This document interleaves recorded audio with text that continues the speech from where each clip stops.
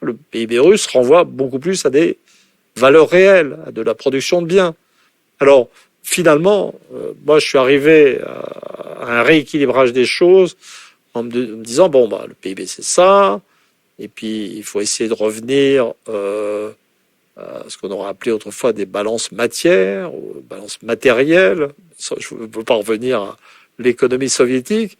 Et puis je me suis dit, mais au fond, au bout du bout, ce qui fait le dynamisme et la capacité d'innovation et d'adaptation d'une économie, de flexibilité d'une économie. Pour la flexibilité, il faut le marché, il faut des banques, mais il faut surtout une main-d'œuvre formée. Et la flexibilité industrielle, qui est la flexibilité importante en cas de guerre, c'est la production d'ingénieurs. Et puis derrière, de techniciens et d'ouvriers qualifiés. Et là, si on compare les États-Unis et la Russie, on arrive à des résultats stupéfiants. Parce que les États-Unis doivent être à 330 millions d'habitants et la Russie à 146 millions d'habitants. Mettons que les cohortes d'étudiants soient les mêmes proportions en tous les pays. Mais du simple fait que parmi les étudiants américains, 7% font des études d'ingénieurs et qu'en Russie, c'est 25%, si on utilise simplement les populations nationales, la Russie forme 30% d'ingénieurs en plus. C'est ça qui explique le fait que la Russie a survécu aux sanctions de 2014.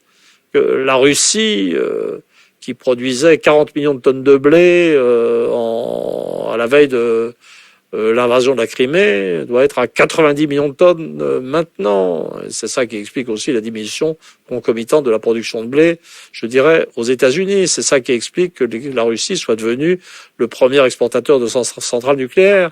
C'est ça qui explique que la Russie ait dépassé les États-Unis en termes de capacité nucléaire avec ses missiles hypersoniques, alors qu'en 2007, il y a eu un article dans Foreign Affairs qui menaçait les Russes, quasiment, d'une première frappe nucléaire qui les laisserait hors d'état de réagir. La flexibilité, la réactivité de l'économie russe est dans ses formations d'ingénieurs. Bon, c'est vrai que les Américains, c'est la force de l'Amérique depuis l'origine, c'est l'importation, je dirais, de main-d'œuvre scientifique, d'ingénieurs, etc.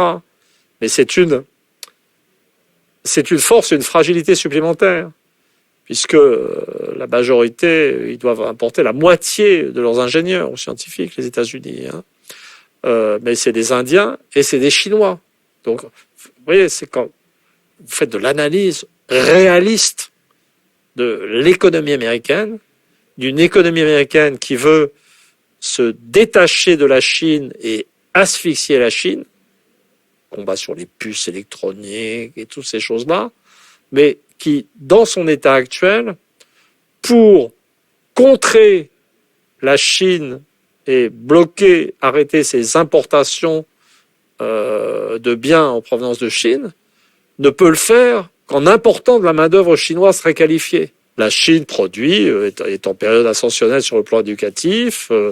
La Chine fait partie de ces pays en développement où les professions de transformation de la matière, je parle des ingénieurs, parce que c'est plus facile à mesurer, mais il y aurait les ouvriers qualifiés, sont ou restent des choses importantes. L'homme, c'est l'homme qui fabrique. Je veux dire, l'hominisation, c'est la fabrication d'objets. Et en fait, ce qui se passe, les comportements chinois ou russes ou indiens ou iraniens, etc., sont juste dans la logique habituelle de l'histoire humaine. C'est l'évolution des sociétés occidentales à travers la délocalisation de leurs activités industrielles qui ont fini par dévaloriser ce travail de transformation de la matière et qui ont fini par se désarmer sur le plan industriel.